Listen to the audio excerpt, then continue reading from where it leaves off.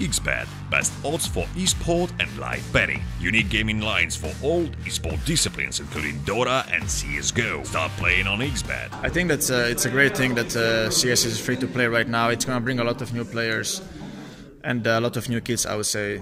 I think that the Battle Royale stuff, I'm not a big fan of it. I don't think we need it, but free to play is, I think it's the way to go. Like all the big games like Fortnite, Dota, they're all free to play, and I don't think it's going to affect any. I don't think it's going to bring more cheaters like many players are saying, because cheaters are going to be in every game, and I just think it's up to Valve to fix the good anti-cheat for that. But free to play, I think it's a great thing to do in the CS. I like the free to play patch. I've felt like that should have helped CSGO for a long time, and maybe it's a bit late doing it in 6 years after the game was released. So yeah, I think it's good, but I think it should have happened sooner. Well, obviously, I think it's really good for the community. I know that right now a lot of players is experience a lot of cheaters in matchmaking right now, but I think over the time it's going to be for the greater good, and it's going to bring a lot of new players into the game and help us grow the community and make sure that we. I think it's just being able to compete with other games like Fortnite and PUBG and stuff like that. It's been a huge step to have it free to play, and I'm pretty certain that it's gonna help the scene become even bigger and better in long term. I actually haven't played the Battle Royale, but I watched streamers like Shroud and a couple other guys play it. It definitely needs some work, but I think it's good for the community. And as far as the free-to-play thing is, I think that's one of the best things Valve could have done to bring in new players. So I think it's really big for the game. Yeah, I think I know there's a lot of negativity on the free-to-play part of Counter-Strike, but I think it's a great way to introduce new players who might not dare to buy CSGO and see what it's like. I know there's a hot topic is that a lot of cheaters will come into the game, and necessarily it doesn't have to be like that. There's still Prime you have to pay for if you want to play matchmaking and stuff. I think that what's it called, the Dead Zone? No, what is it called? Danger Zone.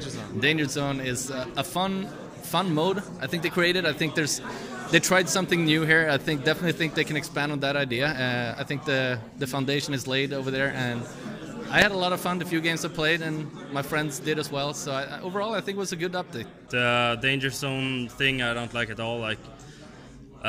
There's already a lot of Battle Royale games, and all of them are much better than the CS version. So, of course, if they want to bring more players, casual players into the game, it's a good thing for them. But as an experienced CS player, I would never play that over any other Battle Royale game.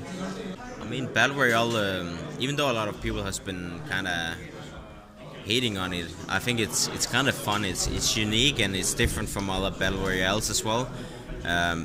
Obviously, there can always be fix stuff and change stuff into the Battle Royale, but I think the fact that they showed that they actually listen to the community and try and improve it is a really great step in the right step in the right direction, and I'm pretty happy that they, even though we feel like the little sister to Dota, I think it's been a great step for us, and it's showcased that they try and improve the game all the time. I think that's one aspect that they probably need to work on more, just to bring in more players.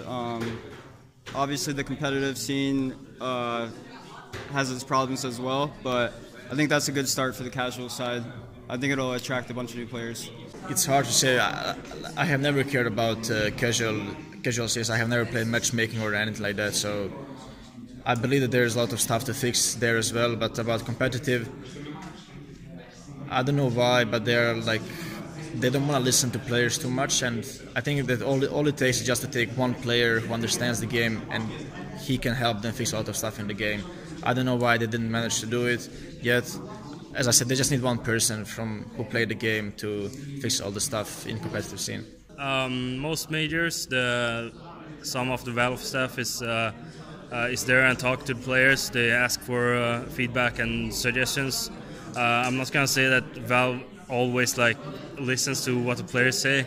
I'd say most of the times Valve don't really listen at all at what the players say, and I think they pretty much just are there to for show, and they don't really like care about what the pros are saying. I would say definitely in the beginning.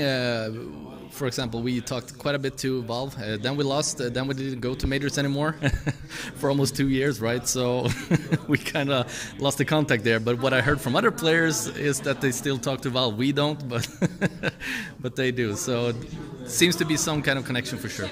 I remember when I used to go to majors, they would like ask us what we think needs like work and stuff. So we would always like tell them like our ideas or what we think could be good for the game. But you know, sometimes they'll add it, sometimes they won't. It depends how they feel about it. But yeah, I'll try to give my opinion if they ask, for sure. Yeah, I mean, if we have something we want to ask or talk about, we can go to them and talk to them and get answers. And sometimes they disagree, and that's just how it is. And that's just like how any other business is. And it's just like NBA. Even though players might disagree with something, that doesn't mean it's getting changed. But of course we can have opinions, and maybe they will listen to it or not. That's we can't really do anything else than, you know, come to them with ideas and improvements and stuff like that, and we do that, and they do listen sometimes, and sometimes they don't. And I think it can get better, the relationship, but that takes time, and I'm pretty sure that it will come within the next few years.